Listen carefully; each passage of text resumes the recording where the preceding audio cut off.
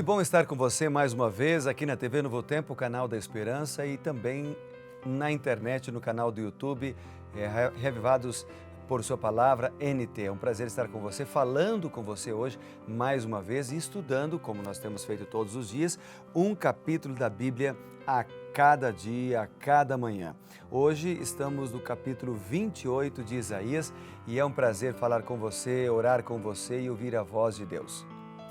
Bom, eu queria convidá-lo para nós orarmos e eu quero lembrar você de você orar todos os dias.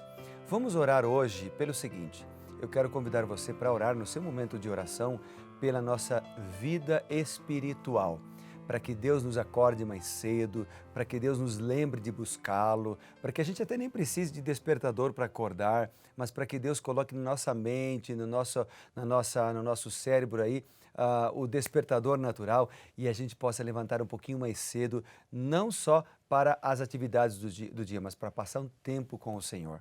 Podemos fazer isso? Vamos orar por esse assunto? Bem, então eu quero começar agora, orando com você antes de ler a Bíblia. Senhor Deus e Pai, nós já passamos tempo em oração, conversando juntos em particular, mas agora eu quero orar pedindo a sua sabedoria para, junto com os amigos da Novo Tempo e da internet, nós orarmos e lermos a Tua Palavra. Dá-nos essa sabedoria em nome de Jesus. Amém. Como eu mencionei para você, nós estamos hoje no capítulo 28 de Isaías. Se você ligou a televisão agora, se você não conhecia o programa, se você está acessando o link da internet nesse momento e não conhecia esse programa do Reavivados por Sua Palavra, eu quero dizer duas coisas para você. Entra ali no canal do YouTube, se inscreve no canal, youtube.com/Reavivados por Sua Palavra NT. E também quero lhe explicar que nós aqui lemos um capítulo da Bíblia todos os dias. Agora a gente está lendo o profeta Isaías e cada dia um capítulo de Isaías. Hoje nós estamos em Isaías 28. Isaías 28, ele fala, é surpreendente o capítulo, porque aqui ele faz uma mescla de advertências mesclada ou que se alternam com promessas, né? Promessas de salvação. E é interessante que no rodapé dessa Bíblia que eu estou usando aqui, ele menciona algumas coisas interessantes. E a gente pode ver também, ao ler o capítulo 28, isso em destaque. O que ele apresenta é que aqui aparecem nomes de Deus, vários nomes de Deus. Os mais poderosos e maravilhosos nomes de Deus são mencionados aqui em Isaías capítulo 28. É interessante que esses nomes de Deus, eles são também atributos, características que caracterizam o que Deus é, o que Deus pode fazer. Jesus também fez isso quando esteve na terra. Ele disse: eu sou a luz do mundo, eu sou a porta, eu sou o caminho, ele é o leão da tribo de Judá. Cada um desses nomes, né, eles identificam uma função, uma atividade, né, uma parte do caráter, ou o caráter, ou aquilo que Deus pode fazer por nós. Como o Espírito Santo, que também é identificado como a pomba, como o fogo, né? Então, nós podemos ver características de Deus nesses nomes que estão aqui mencionados. Então, olha só, quais são esses nomes que aparecem no capítulo 28? Aparece aqui, por exemplo, ó, Deus é identificado aqui como o Salvador, está lá no versículo 2. Ele é identificado também como coroa de glória e formoso diadema para o seu povo, está lá no verso 5. Ele também é identificado como pedra angular, no versículo 16, também como professor, lá no verso 26. Ele também é identificado como Senhor dos Exércitos, ou maravilhoso conselheiro, ou grande em sabedoria. Lá no versículo 29 aparece também esses nomes, estas designações. Por isso, nós podemos ver aqui os atributos maravilhosos de um Deus que pode guiar, transformar, ensinar, né? Nos proteger e nos dar a vitória. Outros detalhes que eu destaquei, anotei aqui no papel sobre o capítulo 28 de Isaías. Por exemplo, eu destaquei o versículo 5. O verso 5 ele diz assim: o Senhor dos Exércitos, naquele dia, o Senhor dos Exércitos será a coroa da glória e o formoso diadema para o restante do seu povo. O que o versículo 5 está apresentando aqui de maneira especial é o juízo, né, que haverá certamente no final, e ao mesmo tempo, quando ele diz aqui a coroa da glória, está fazendo uma referência aqui à esperança, não é, para o povo de Deus, esperança para aqueles que confiam nele. Outro verso que eu destaquei no capítulo 28 é o verso 6, que fala de segurança. Veja, diz assim: Deus será o Espírito de justiça para o que se assenta a julgar e fortaleza para os que fazem recuar o assalto contra as portas. Está falando aqui então de fortaleza, está falando de justiça, ou seja, Deus é juiz, Deus é justo, Deus é a segurança para o seu povo, né? Ele concede discernimento para você e para mim identificarmos e aprendermos sobre a palavra de Deus. Outro verso, meu amigo, que me chamou a atenção bastante no capítulo 28, o verso 9, que diz assim: a quem, pois, ensinaria o conhecimento? Aparecem algumas perguntas no verso 9, e essa é uma que eu marquei aqui. Por quê? Porque Deus nos ensina o conhecimento, não é? Deus nos dá sabedoria para que a gente possa, primeiro, aprender da palavra de Deus, nos afastar do mal e aprender mais sobre o final dos tempos, ou os tempos em que nós estamos vivendo.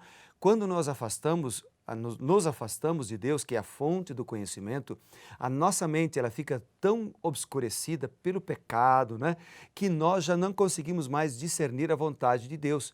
Mas quando nós nos aproximamos do Senhor, Ele abre a nossa mente para que nós possamos entender. Outro verso que destaquei no capítulo 28, também o verso 10 e o verso 13, que mencionam assim, ó. É um verso bem conhecido, que diz assim: porque é preceito sobre preceito, preceito e mais preceito, regra sobre regra, regra e mais regra, um pouco aqui, um pouco ali. E depois o verso 11 ele diz: pelo que por lábios gaguejantes e por língua estrangeira falará o Senhor a este povo. O que esses versículos estão falando, primeiro, quando ele fala um pouco aqui, um pouco ali, me falam duas coisas. Primeiro, a instrução deveria ser dada de tal maneira que até crianças pudessem entender. Em segundo lugar, o que esses versos estão apresentando é de que a Bíblia se explica a ela mesma. Então, quando eu quero conhecer mais a respeito de um tema nas Sagradas Escrituras, por exemplo, eu quero saber o que a Bíblia fala sobre paz. Eu posso então ler um pouco aqui e um pouco ali. Ou seja, o que Isaías fala sobre paz, o que Jeremias fala sobre paz, o que Mateus fala sobre paz, o que João fala sobre paz, o que Romanos fala sobre paz, etc. Então, assim, lendo em diversos versículos da Bíblia sobre o mesmo assunto, eu vou ter uma visão completa e aprender tudo o que a Bíblia fala sobre aquele assunto, nesse exemplo sobre paz. É interessante lembrar que um texto fora do contexto, ele gera um pretexto. É por isso que é importante comparar vários textos da Bíblia que falam sobre determinado assunto, para que a gente tenha uma visão completa e aprenda tudo sobre a revelação de Deus. Outro detalhe aqui é que no verso 11 diz que Deus falaria através de línguas gaguejantes ou através de outras línguas para transmitir a mensagem, né? O que acontece é que Deus fala conosco na nossa língua, no nosso nível, né? Ele fala conosco através da língua que nós sabemos falar, ou seja, ele usa pessoas, por mais simples que sejam, até lhe concede, se for necessário, o dom de línguas, para que aquela pessoa possa transmitir a mensagem de esperança ou a mensagem do Evangelho para outras pessoas, né, que ainda não conhecem. O que isso me fala nesse texto aqui é de que Deus ama a cada um de nós, que Ele se interessa por nós. Por isso Ele quer transmitir a mensagem para cada um de nós. Deus falaria para o povo, só que no contexto a gente vê que Deus falaria, mas o povo não ouviria. Triste, né? Deus chama você e a mim hoje, Ele transmite a mensagem para a gente, mas Ele espera que a gente escute, que a gente ouça, né, a palavra de Deus e assim seja transformado por ela. Outro verso que me chamou a atenção aqui, o verso 12, que fala de descanso. Né? Porque Deus quer dar descanso ao cansado, diz aqui. Ele quer nos transformar.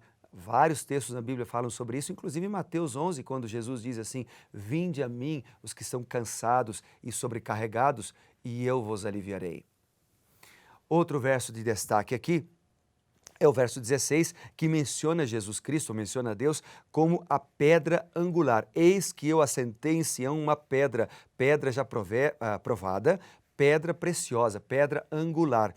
Então, o que o texto está apresentando é que Deus é a nossa base segura, não é? Jesus falou sobre isso, por exemplo, lá em Mateus, capítulo 7, do verso 24 até o 27, ele diz o seguinte: se eu quero estar firme na fé, eu tenho que edificar a minha casa sobre a rocha verdadeira. E a rocha é a palavra de Deus. Quando nós estudamos a Bíblia, quando nós lemos um pouco aqui, um pouco ali, toda a Bíblia sobre determinado assunto, quando nós paramos para ouvir a voz de Deus revelada neste livro, nós estamos construindo sobre uma base segura que é Deus. Depois, no verso 21, ele fala da obra estranha do Senhor, que é a obra da destruição dos ímpios, também chamada aqui de ato inaudito. Por que obra estranha? Porque a obra de Deus é a obra de salvar. A natureza de Deus é misericórdia, a natureza de Deus é salvação, a natureza de Deus é buscar e salvar o que se havia perdido. Mas Ele vai precisar destruir o mal, destruir os ímpios, destruir os pecadores. E por isso a Bíblia chama isso de obra inaudita, obra estranha de Deus. Deus é misericordioso, como diz lá em Êxodo 34, 6 e 7, capítulo 18, versos 23 e 32 e outros textos. Mas um dia o mal precisará ser destruído. E para terminar, o capítulo 28 faz um apelo, no verso 23 ele diz, inclinai os ouvidos, atendei, ouvi. Deus chama você e a mim para que nós escutemos a voz de Deus.